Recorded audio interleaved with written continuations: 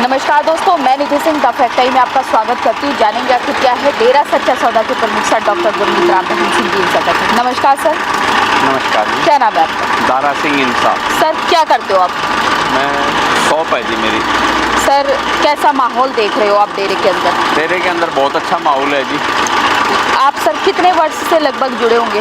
मैं 10-12 वर्ष से जुड़ा हुआ हूँ जी। मेरा पूरा परिवार जुड़ा हुआ है। लगातार आप आते रहते हाँ, हैं? लगातार आते रहते हैं। और इससे पहले भी मेरे फादर साहब जो है ना, और काफ़ी पहले से जुड़े हुए थे। हेडमास्टर से रिटायर्ड थे वो, और रूटीन से हम डेरा सच्चा सौदा सरसा में आते रहे हैं। और पिताजी की रहमत से पिताजी ने हमारे को इतनी अच्छी शिक्षा दी है यहाँ पे, बहुत ही बढ़िया। हमें ब्लड डोनेट करना सिखाया, किडनी डोनेट करना सिखाया, आँखें डोनेट करना सिखाया मरने के उपरांत, शरीर डोनेट करना सिखाया मरने के उपरांत। वो सारी चीज़ों के हमने फॉर्म भर रखे हैं और हम जनता भलाई के लिए रूटीन में पिताजी की शिक्षाओं पे चलते रहते हैं। हमारी कोई औकात नहीं है कि हम जो कुछ कर पाएँ, ये सब गुरुजी की ही उससे सब कुछ है। और हम बिल्कुल पैदल चलने वाले इंसान थे। आज पिताजी की रहमत से हम हवाई जहाज़ों तक घूमते हैं। बहुत बढ़िया, मतलब जो है ना, उनकी रहमत से पूरा परिवार जुड़ा हुआ है। पूरा फुल के क्राउन में मेरे बड़े बेटे की शादी की हमने, ठीक है। छोटा बेटा भी मैंने जो है ना, जिसके घर में दोनों बेटियां हैं, मैंने उनको दे दिया। वो भी 2 ही बेटे थे मेरे पास, और पिताजी की रहमत से मेरे पास और भी होते तो मैं सब ऐसे ही संसार समाज की भलाई में दे देता। सर मतलब आपने किसी को, मतलब अपने बेटों को आपने जिसके बच्चे नहीं थे उनको दे दिया जी। तो सर इतनी बड़ी प्रेरणा, मतलब संत जी ने मतलब कैसे, कोई पैसा वगैरह मतलब? कुछ नहीं जी, कुछ भी नहीं। यहाँ पे कोई चंदा चढ़ावा, कोई मत्था टिकाई, कुछ नहीं है ऐसा। क्योंकि मेरे फादर यहाँ पे आते रहे, मैं यहाँ पे आ रहा हूँ। हम पीढ़ियों दर पीढ़ियों यहाँ पे आते हैं, सेवा करते हैं। हमें बहुत बड़ी अंदर से खुशी मिलती है। और पिताजी की रहमत से हम बिल्कुल जो है ना स्वस्थ हैं, सुखी हैं। आज संसार को हम देख रहे हैं, नशों में पड़े हुए हैं लोग, ठीक है। और पिताजी की रहमत से हम सब बचे हुए हैं इन चीज़ों से। और दुनिया के लिए हम जो है ना, अपने अड़ोस पड़ोस में, पास में कहीं भी कोई भी बीमार होता है, उसके लिए ब्लड डोनेट करने जाते हैं। और जो गरीब बेटियां होती हैं, उनकी शादियों में सहयोग करते हैं, सब पिताजी की रहमत से। सर लगता है आज समाज में संत जी की ज़रूरत है? बिल्कुल जी, बहुत ज़्यादा ज़रूरत है। जितना जल्दी हो सके सरकार को और देश के राजा को बहुत जल्दी से जल्दी उनको जो है ना बाइज्जत यहाँ पे भेजना चाहिए, ताकि हमारा देश और हमारा जो है ना समाज और आगे बढ़ सके, हम और तरक्की कर सकें। पिताजी ने हमारे को तो जो है ना सारी शिक्षाएं, हमेशा कभी भी किसी भी सरकार का विरोध नहीं किया। अब पिताजी अभी भी यही कहते हैं कि बेटा, जैसे सरकार कहते हैं, देश का राजा कहता है, उसी हिसाब से सब ने जो है ना सारी चीज़ें माननी है। कोरोना में जो है ना सोशल डिस्टेंसिंग का पालन करना है, मास्क लगाना है, हाथों को सैनिटाइज करना है, बार बार मतलब जो है ना हाथों को धोते रहना है। सारा कुछ समाज भलाई के लिए पिताजी ये सब कुछ कर रहे हैं। 136 जन भलाई के कार्य जो है ना पूज्य गुरु जी ने चलाए हैं। और साध संगत उन्हीं की दिशा निर्देशों अनुसार आगे से आगे जो है ना संसार समाज की भलाई में लगी हुई है दिन रात। तो हमारे साथ पढ़े लिखे जो है ना डॉक्टर भी, इंजीनियर भी, सब लोग सेवा में आते हैं। हर तरह के इंसान को जो है ना पूज्य गुरु जी ने यहाँ पे एक छत के नीचे बैठना सिखाया। हिंदू, मुस्लिम, सिख, ईसाई सबको आपस में प्यार प्रेम से रहना सिखाया।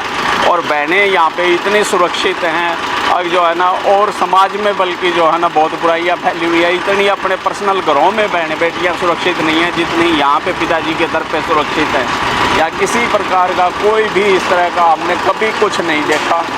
और बहुत ज़्यादा मतलब जो है ना समाज को आगे बढ़ाने के लिए, देश को आगे बढ़ाने के लिए पिताजी प्रेरणा दे रहे हैं।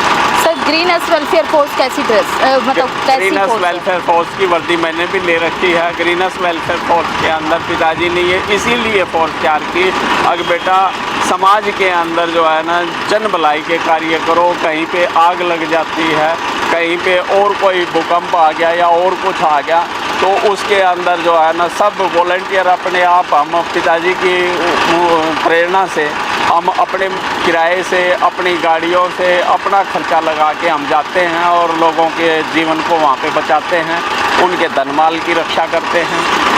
सर क्यों दिखाया गया फिर इतना गंद, मतलब क्यों आप लोगों से नहीं पूछा पिताजी गया? ने जैसे कि जो है ना नशा माफिया पिताजी के खिलाफ हो गया, पिताजी ने नशे छुड़वाए। अगर बेटा ये गलत है, समाज में नशा नहीं करना है, किसी भी धर्म के अंदर ऐसा लिखा हुआ नहीं है। सारे धर्मों के बारे में पिताजी ने हमारे को पढ़ के बताया, सब कुछ सिखाया। तो वो इतना नशा, मान लो अब 7 करोड़ दरबार की साध संगत है गुरु जी की, 7 करोड़ बोतलें जो है ना दारू की रोजाना बिकनी बंद होगी, तो 7 करोड़ दारू की बोतलों का नुकसान हो गया। तो सीधी सी बात है जी, मान लो कोई भी इंसान आज समाज के अंदर बराबर में कोई एक दुकानदार है, दूसरी दुकान उसके बराबर में खोल लेता है, तो उन्हीं के अंदर कंपटीशन हो जाता है। अब भाई ये मेरे बगल में इसने दुकान खोल ली, अब मेरा माल कम बिकेगा। तो इसी तरीके से जो नशा माफिया है, नशा माफिया का जो है ना दारू बिकना बंद हो गया। 7 करोड़ बोतलें डेली उनकी जो बिकती थी वो बंद होगी। और फिर 7 करोड़ से अलग अब मान लो और समाज में हम लोग जिससे भी मिलते हैं उनसे हाथ जोड़ के विनती करते हैं कि भाई नशा मत करो, दारू मत पियो, तो वो लोग भी, उनकी भी समझ में आता है कि भाई तेरा घर स्वर्ग बन गया तो ये मेरा भी बन जाएगा, मैं भी छोड़ देता हूँ। इसलिए जो है ना ये नशा माफिया खिलाफ हो गया, और जिस कारण से मतलब ये षड्यंत्र रचे गए पिताजी के खिलाफ। पिताजी ने तो वेश्याओं को अपनी बेटी बना के उनका इलाज करवाया और उनको जो है ना समाज की मुख्य धारा में जोड़ा, और अपना नाम दे के बेटी बना के बाप की जगह, माँ की जगह अपना नाम दिया पूज्य गुरु जी ने, और उनको जो है ना मुख्य धारा में जोड़ के उनकी शादियाँ करवाई।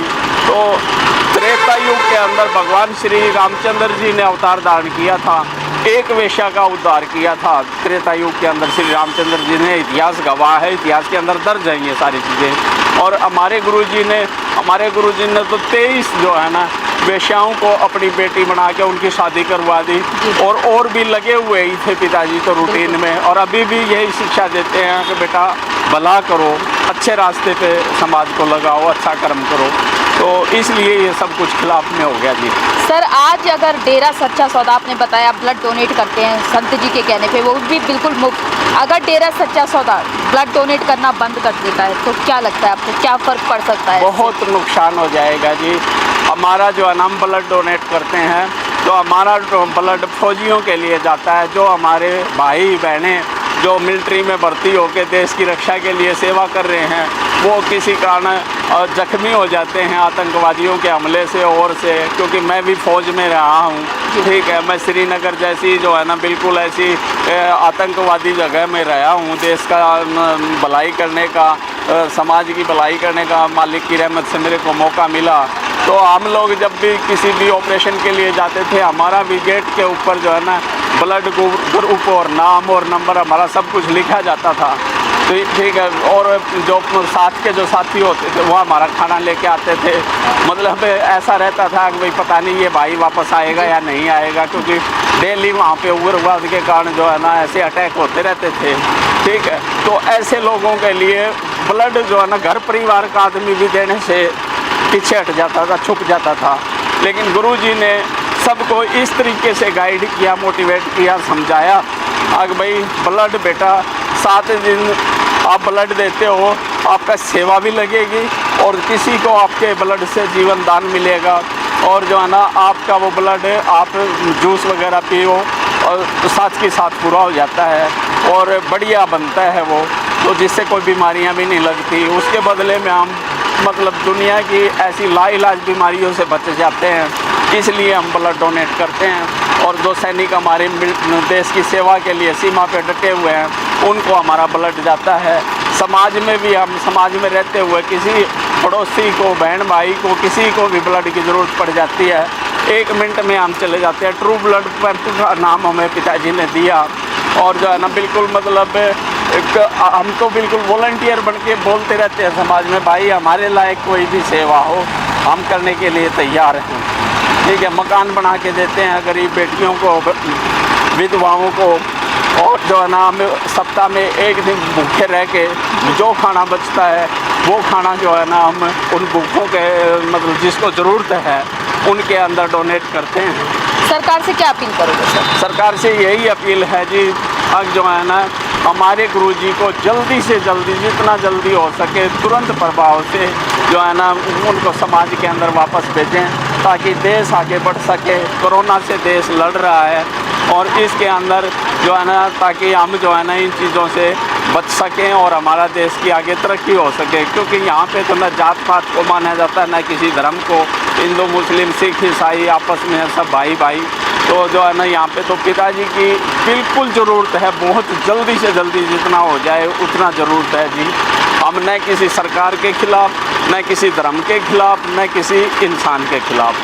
हम तो सबकी भलाई के लिए काम करते हैं और भलाई के लिए प्रेरणा करते हैं जी। बहुत बहुत धन्यवाद सर आपका। जैसे कि आप देख सकते हैं ये एक मिलिट्री से जुड़े हुए एक वहाँ पे काम करते हैं, मिलिट्री में एक फौजी हैं, उस पद पे रह चुके हैं। उसके बावजूद डेरा सच्चा सौदा से जुड़ के इतने सारे कार्य जो देश की रक्षा करते हैं, उसके बावजूद ये देश में अंदर रह के भी देश की रक्षा करते हैं, वो भी खून पसीना सब कुछ देके अपनी मेहनत करके और अपने पैसे लगाकर।